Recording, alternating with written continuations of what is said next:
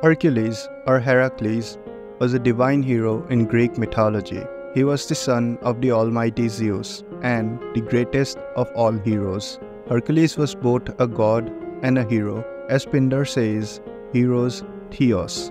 At the festival, sacrifices were made, first as a hero and then as a god on the altar. We will divide this video into two parts because discussing all the labors will take a lot of time and may become a bit boring if kept going on. The Labors of Hercules, or the Labors of Hercules, were a series of tasks carried out by him at the command of King Eurystheus. The goddess Hera, the wife and also the sister of Zeus, hated Hercules. He was a constant reminder of Zeus's numerous affairs. She did not just want to kill him, but wanted him to suffer. Hera induced madness in him, and in that madness, Hercules killed his own wife and children. Hercules was heartbroken. He did not know what to do, so he went to the oracle of Delphi. There, the oracle said that Hercules must serve under King Eurystheus to atone for his sins. That is where Hercules would eventually receive his tasks or labors. Of the 12 labors that Hercules was tasked with, 6 of them were located in Peloponnesus and other 6 were far afield. The later 6 were said to be located in the stronghold of the goddess Hera, or entrance of the netherworld. In each of the tasks, the pattern was the same. Hercules was sent to kill or subdue or to fetch back for Eurystheus a magical animal or plant. Eurystheus originally ordered 10 labors to Hercules, but he refused to recognize 2 of them, namely the slaying of Lernaean Hydra and the cleansing of Augean stable. This is because for the first one, he had help from his nephew, and for the second, he had accepted payment for his labor. In some other versions, it was the Stymphalian bird instead of Augean stable that was refused, because Hercules received help from Athena. Let's go through these labors one by one. The first task set by King Eurystheus was to kill the Nemean lion, a monster who wandered the land.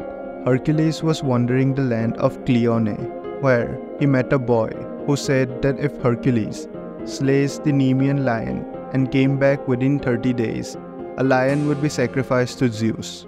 But if Hercules failed to return within 30 days, or if he died, then the boy would sacrifice himself to Zeus. Another version claims that Hercules met a shepherd who lost his son to the Nemean lion. The shepherd said to Hercules that if he came back slaying the lion within 30 days, the shepherd would sacrifice a ram to Zeus. If he did not return, the ram would be sacrificed to Hercules as a morning offering. While searching for the lion, Hercules fletched some arrows to use against it, not knowing that its golden fur was impenetrable. When he found and shot the lion, firing at it with his bow, Hercules discovered the fur's protective property as the arrow bounced harmlessly off the creature's thigh. After some time, Hercules made the lion return to his cave. The cave had 2 entrances, one of which Hercules blocked. He then entered the other. In those dark and close quarters, Hercules stunned the beast with his club and, using his immense strength, strangled it to death. During the fight, the lion bit off one of his fingers. Others say that he shot arrows at it, eventually shooting it in the unarmed mouth. After slaying the lion, he tried to skin it with a knife from his belt, but failed. He then tried sharpening the knife with a stone and even tried with the stone itself. Finally, Athena, noticing the hero's plight, told Hercules to use one of the lion's own claw to skin the pelt.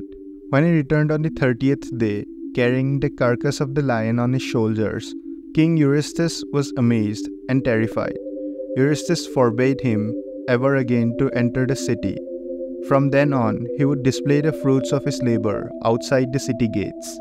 Eurystheus would then tell Hercules his task through a herald, not personally.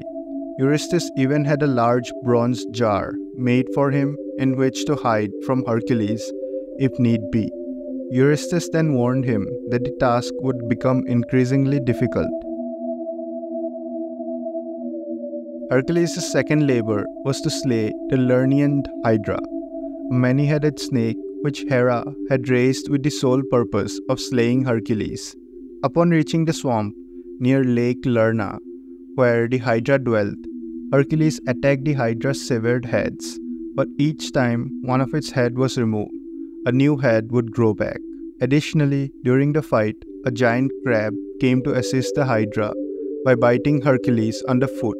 Hercules was able to kill the crab, but realizing that he could not defeat the Hydra alone, he called on his nephew for help. Working in tandem, once Hercules had removed the head, the nephew burned the stumps with a fireband, preventing them from growing back. In such a way, Hercules was able to kill the Hydra. Angered by Hercules' success against the Nemean lion and the Lernaean Hydra, Eurystheus, with the advice of Hera, devised an altogether different task for the hero, commanding Hercules to capture the Ceryneian hind, a beast so fast it could outpace an arrow. After a long search, Hercules awoke one night and laid eyes on the elusive hind, which was only visible due to the glint of the moonlight on its antlers. He then chased the hind on foot for a full year. There are different versions of the story of how Hercules caught the hind. In most of the versions, Hercules waited for the hind to sleep. Then he trapped it using a net. Eurystheus commanded Hercules to catch the hind in the hope that it would enrage Artemis and lead her to punish the hero for his desecration of the sacred animal. As he was returning with the hind to present it to Eurystheus, Hercules encountered Artemis and her brother Apollo. He begged the goddess for forgiveness, explaining that he had snared the hind as part of his penance, but promised to return it to the wild soon thereafter. Convinced by Hercules' earnestness, Artemis forgave him, foiling Eurystheus' plan. The king demanded that the hind would become a part of his collection. Hercules agreed, but with one condition, that the king would have to come and get it. When the king agreed and came to collect the hind, Hercules released it, and with a swift motion, the hind ran back. Hercules said that the king was not fast enough, enraging him even more. Eurystheus was disappointed that Hercules had overcome yet another creature and was humiliated by the hind's escape. So, he assigned Hercules another dangerous task. By some accounts, the fourth labor was to bring the fearsome Erymanthean boar back to Eurystheus alive. For the fourth labor, Eurystheus ordered Hercules to capture the vicious Erymanthean boar, a menacing beast that would descend from its lair on the mountain of Erymanthus each day, trampling the farmlands and attacking men and beasts alike. Surprising the boar in its lair, Hercules drove his quarry into the deep snow, where he subdued the exhausted boar and then carried it to the king's court. According to the myth, when the cowardly king Eurystheus heard the snorting, grunting beast and realized that Hercules had succeeded, the king hastily hid in a buried Pythos jar, imploring Hercules to remove the boar. The fifth labor was to clean the stables of King Augeas. This assignment was intended to be both humiliating and impossible, since these divine livestock were immortal and had produced an enormous quantity of dung. The Augean stable had not been cleaned in over 30 years, and over 1,000 cattle lived there. However, Hercules succeeded by rerouting the river Alpheus and Peneus to wash out the filth. Before starting on the task, Hercules had asked Augeas for 1/10 of the cattle if he finished the task in one day, and Augeas agreed. But afterwards, Augeas refused to honor the agreement on the grounds that Hercules had been ordered to carry out the task by Eurystheus anyway. Hercules claimed that his reward in court was supported by Augeas' son, Peleus. Augeas banished them both before the court had ruled. Hercules returned, slew Augeas, and gave his kingdom to Peleus. The success of his labor was ultimately discounted, as the rushing waters had done the work cleaning the stables, and because Hercules was paid for doing the labor. Eurystheus determined that Hercules still had 7 labors to perform. So these were 5 of the 12 tasks or labors that Hercules faced during his time serving under the king Eurystheus. In the next video, we will look into the other 7 tasks that remain. Thank you for watching.